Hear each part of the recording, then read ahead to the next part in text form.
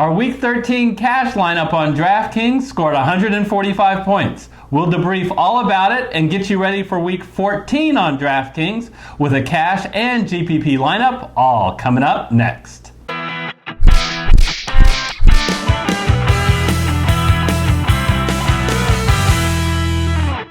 Hello everyone, I'm Eric Lee. And I'm Michael Wiley, filling in for Gary Kurtzman this week. Thanks so much, Michael, for joining us and making sure I'm not all alone this week. So, pretty good week in terms of points scored, but not quite enough because you picked, I think, the bad 50-50 to cash. 56 out of 100 with 145.5 points. I was actually surprised that we did not cash. I don't know if that was just because this is a high-scoring week or it was a bad 50-50. It would be interesting if anybody used our lineup and for 50-50 and can say whether they cashed or not. But I guess we'll talk about the guys. Let's start positive before I start on my rant. Yeah. Okay. Good. So yeah, a few good picks this week. I really liked Goff and Higbee. So let's start with Goff. Yeah, well, they go kind of together, attacking that Arizona defense. We were really afraid of the weather, and we pivoted off all the Chiefs, which turned out to be really good decisions because we had Sammy Watkins, we were thinking about Pat Mahomes, but with the high winds, I don't usually like to pivot off weather. Like, for example, Green Bay was snowing. That didn't bother us, but heavy winds is a big deal. So the Dome in Arizona, we knew we were okay, and we wanted to attack that Arizona defense. We all know how horrible they are against tight ends. Specifically, yeah. Yeah, and with Everett out, and Higbee already showing he had done well, and he just was a ridiculously low price on DraftKings. We had to take advantage of that. Yeah, it was a good job. And Goff obviously has been bad the last several weeks, so a little bit of a risk there. But the Rams are still in the playoff hunt, and so I think this was a good pick. I liked it. Both of those. I think we've seen the Ram offense be very predictable this year. They have exposed bad defenses and really struggled against really good defenses. That's a good point. Good point. One other good pick was DEVONTA Adams back from finally back to full strength. How many times this year have we seen wide receivers expose that New York Giants secondary? DEVONTA Adams was a really, really cheap $7,000 price at home against such a bad defense. So it was good to see he came through. The big deal was he got in the end zone twice. And that really, really helped him out. So, should we talk a little bit about some of the duds? You're way off. I say you're way off this time, son. Yeah. Who do you want to start with? So, Jonathan Williams, who, where was he this week, right? So, I think, forget the name. Let me just tell you about a general situation. You got a guy who's at home, a running back who's at home. You got a guy who is favored. You got a guy going up against a defense that is not good against the run. And you've got a guy who's got back-to-back games where he's been the bell cow and the goal line back. Sounds too good to be true. Yeah. Well, all good things must come to an end. I don't even understand it. I'd accept it better if Jonathan Williams got hurt. He didn't get hurt. He was, the best that I could tell, he was fine. He was sitting on the sidelines. He got benched. I don't know if he said something wrong to a coaching staff member or what. And what is aggravating and tilting is Nyheim Hines, who came in for him, who's supposed to be only a pass-catching back, runs the ball in for a short touchdown, which absolutely should have been Jonathan Williams.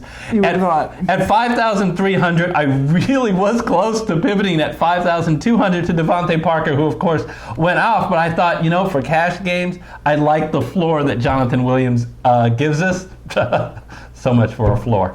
Yeah, and then how about that Panther defense pick? You can be wrong and you can just be really wrong. And we were really wrong about this game. I thought the Panthers at home against a terrible Washington offense. The Panthers led the NFL in sacks. Haskins, I think, is one of the worst quarterbacks in the NFL, that this should be a smash play. And I'd go down to one play, which I think probably cost me from cashing, not only on DraftKings, but on FanDuel as well.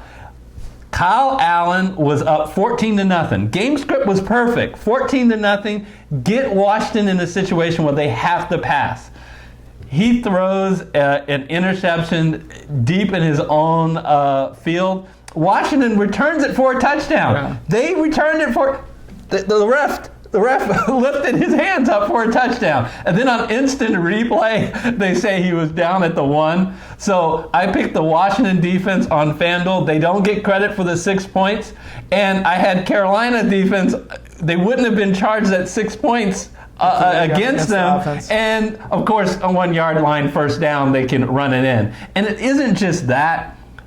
That made it so Washington no longer had to throw the ball. They could go ahead and focus on the run. The game was close. It was then 14-10. And they were able to expose that. And the rest is history. Yeah, obviously that game hurt you in Survivor as well. So, I mean, a lot of problems with that game. And I know you paid up a little bit for that Panthers defense. Big disappointment. But you know what makes me a little bit feel a little bit better?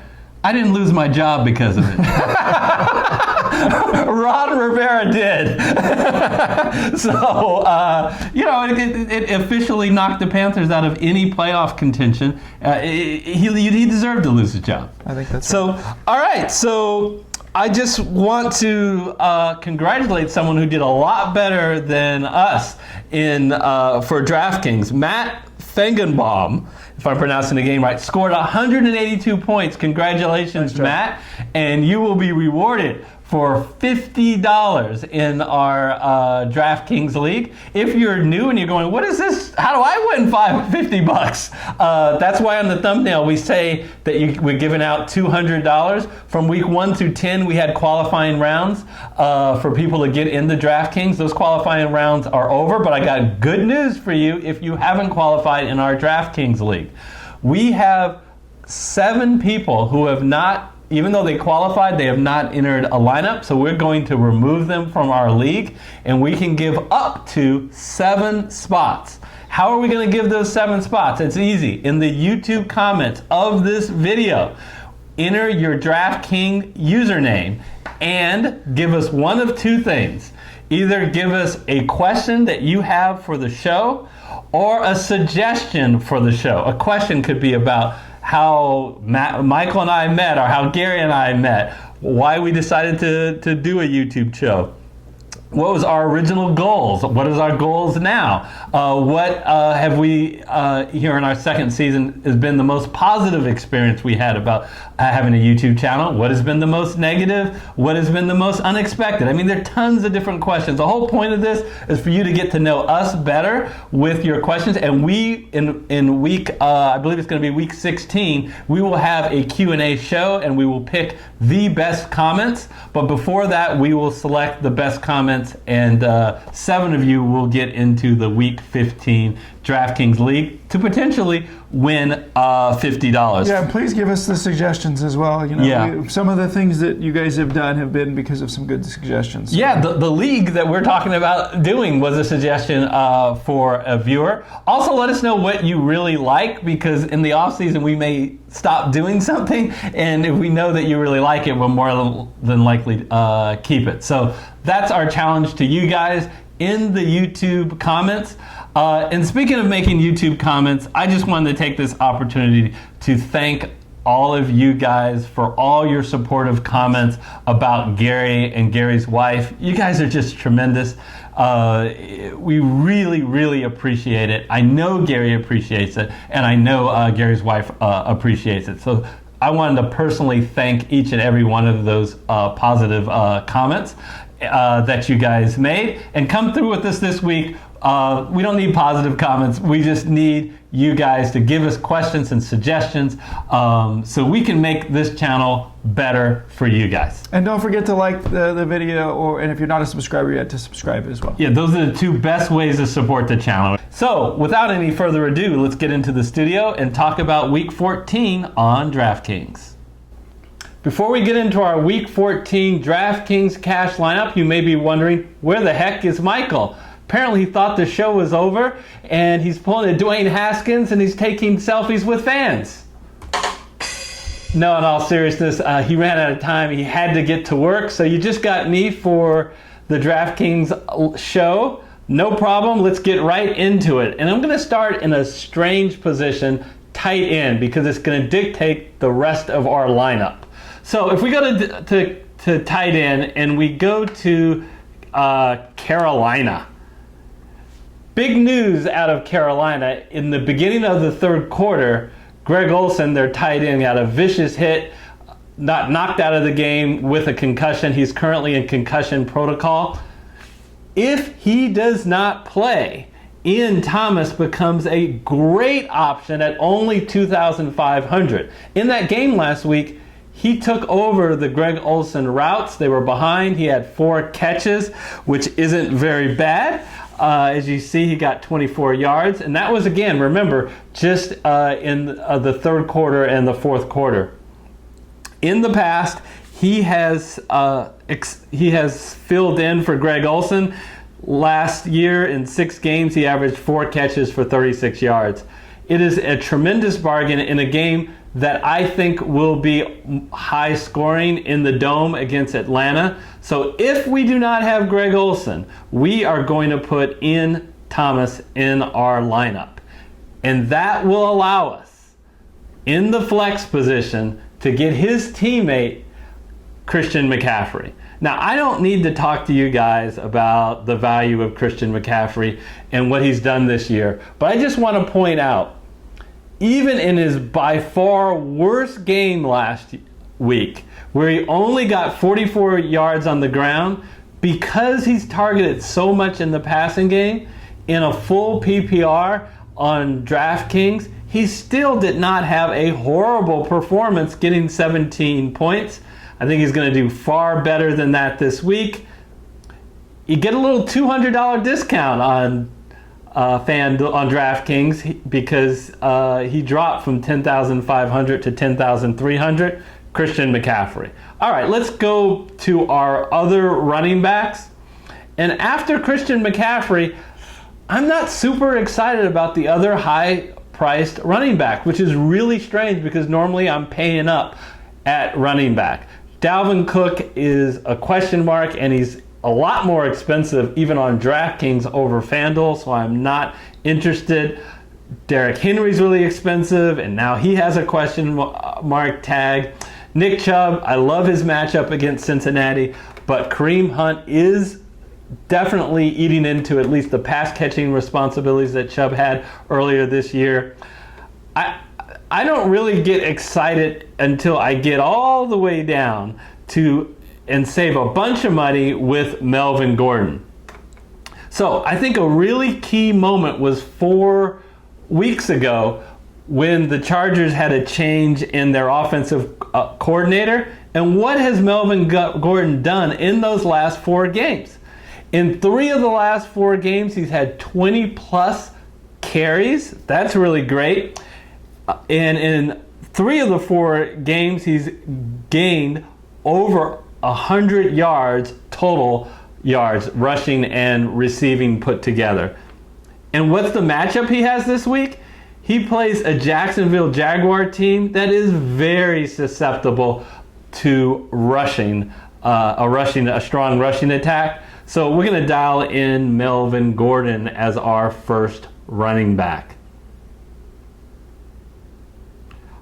Who are we going to team Melvin Gordon? We're going to save some more money and again get a back who is their bell cow, and again a back in a tremendous opportunity and matchup this week, and again in a back which we can save some money, and all that fits Devonta Freeman. More boxes he ticks. He's at home. He's favored.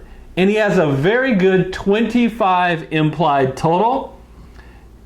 And we love that the Carolina Panthers. Did you watch last week what Darius Geis and Adrian Peterson did to that same Panther defense on the ground?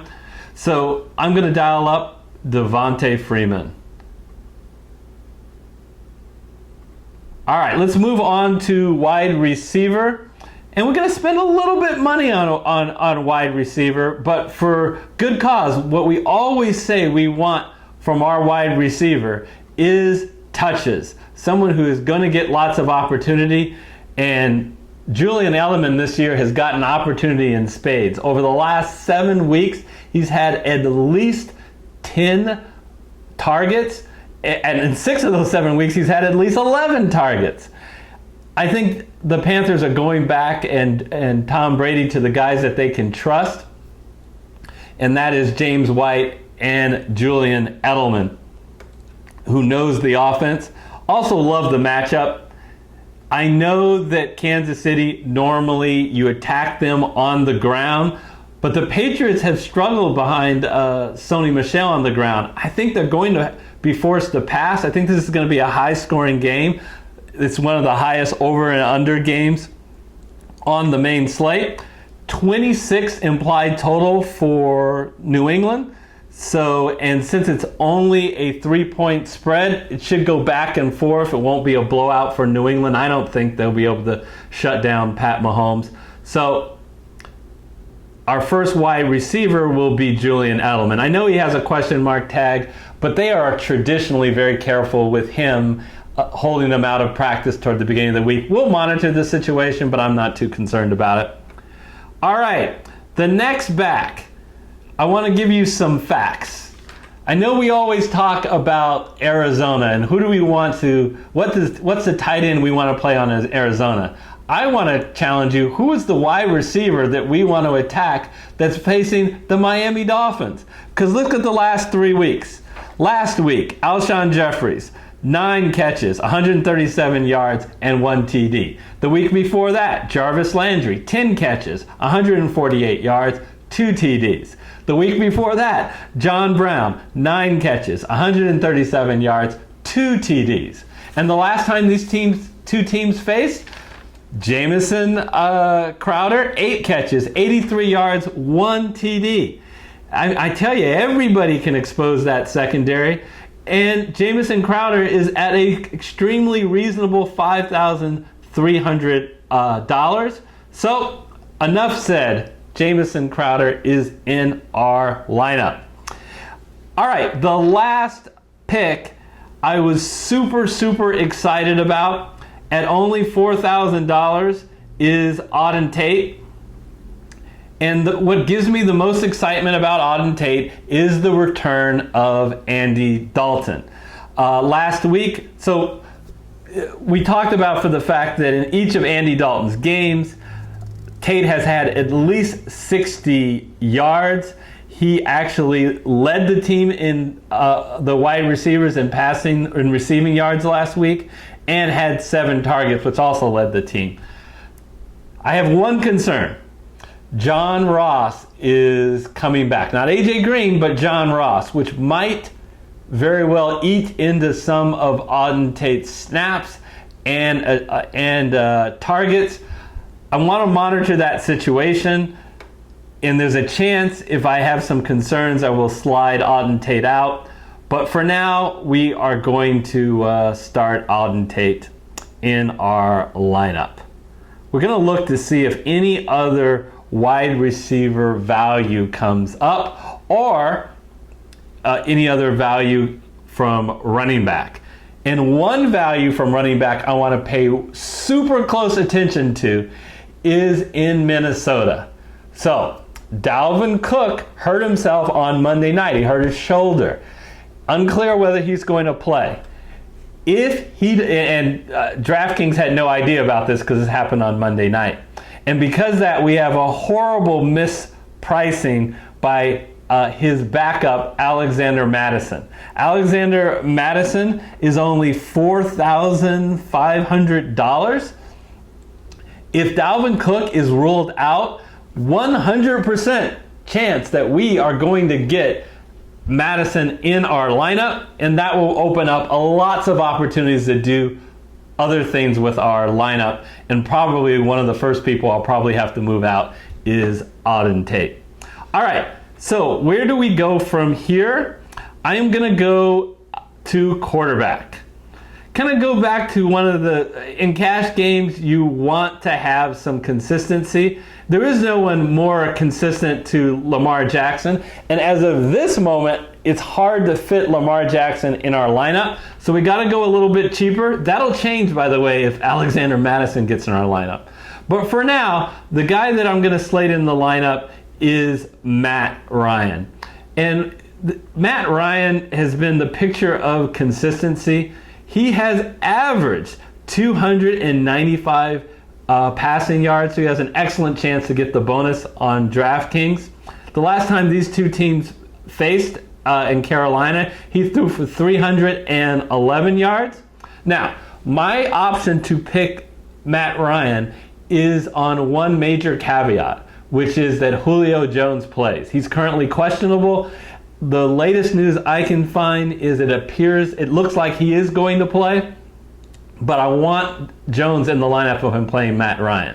And if Jones plays, then Matt Ryan gets all his passing toys back, because it looks like Austin Hooper is going to be playing, and of course he still has Calvin Ridley. He has DeVonta Freeman out of the backfield to catch passes, so feel really good about Matt Ryan in our lineup. So that leaves exactly $2,400 for a defense, and I'm very excited. This defense is pretty expensive on FanDuel, but for DraftKings, for some reason, has the Indianapolis Colts at a major discount of only $2,400. Don't know why. They draw a Tampa Bay Buck team with Jameis Winston that is majorly mistake prone. First of all, Winston gets sacked the 9th most of anybody in football. And the Colts have an average rush attack. You see recently they've been pretty active. Just last week, 6 sacks. And the bottom line is, even though Indianapolis is on the road, they're only a 3-point dog. So the lines makers think this game is going to be close. It's not going to get out of hand. The Bucks do not have a good run game. All of their weapons is in the pass game, so they're likely going to be dropping back to pass a lot. Lots of opportunities for the Colts defense at only $2,400. So that is my cash game lineup. Matt Ryan at QB, Gordon and Freeman at running back, Edelman, Crowder, and Tate at wide receiver, Ian Thomas only if Greg Olsen does not play. If Greg Olsen does play, I'm not going to play Greg Olsen because I don't like playing anyone coming out of concussion protocol, but we're going to have to rejigger the lineup and get another tight end there. Christian McCaffrey is probably going to be the casualty if Ian Thomas goes out and we can't find value elsewhere with like Alexander Madison, and the Colts defense. Let's turn to GPP. All right, let's take out our GPP lineup where our mantra is, if you put your mind to it, you can accomplish anything. all right, we're picking high volatility guys. Now, some of the guys, like our 2 running backs, Gordon and Freeman, were in our cash lineup, but we're starting with the stack with Pat Mahomes and Tyreek Hill. I think ownership is going to be a little bit dropped on Pat Mahomes because he's had 2 straight weeks where he has not been great. Surprisingly, hasn't even broke the 200-yard barrier. But I have no problem, and I have no problem going to Pat Mahomes and say, I want you to be on my team. So he's going to be in the GPP lineup with Tyreek Hill. Large, high air yards for Tyreek Hill. When he goes off, he really goes off. Perfect GPP play. Same thing with Robbie Anderson. And Anderson is red hot coming over the last 2 weeks. And he draws a secondary in Miami that can be completely exposed. So he has 187 yards over the last 2 weeks. So again, he's a guy that when he goes off, he can really go off. Ian Thomas is also still going to be in this lineup. Obviously, if Olsen plays, you got to get Ian Thomas out of your GPP lineup. And another guy who's been red hot. Now, this guy is only playable if Juju Smith-Schuster does not play. But if Juju Smith-Schuster is out, look what Washington has done. A lot of high air yards as well, a very high ceiling, facing an Arizona defense that just got torched by the LA Rams and Jared Goff, over 400 yards. Pittsburgh can get them as well. And the Colts, which I already talked about. So that is my GPP lineup. I just want to pause and thank everybody again. It has been tough over the last couple of weeks to kind of do this without Gary. We definitely really miss him at the FFC, but we really do appreciate you guys, support, all your kind comments, and your support of our channel. And the best way to support the channel is to get in the habit of hitting the like button and hitting the red subscriber button if you haven't yet. But we definitely appreciate each and every one of our viewers. I've said this before, but I just remind people that you don't have to love all of the lineups that we give you. We give you our arguments. If there's a particular player that you don't think is going to do well that's in our lineup, we have empowered you through our NFL DFS Master Class to know the type of players that will do well in cash and GPP. Just switch him out for another guy. And as a final reminder, be sure to check our website at fantasyfootballconsultants.net to make sure that as the week goes on, we will update this lineup. A bunch of options here are dependent upon injuries, so I think it's a really high likelihood that this lineup will be updated. So, until I see you for week 16, and if you haven't yet, we'll put it up on the screen. Make sure you check out our NFL DFS Master Class, where we go over all of the tips and strategies of picking the right running back, quarterback, wide receiver, tight end, and defense, and it's 100% free on YouTube. Until next week when we preview week 15, we'll see you then. Have a great week.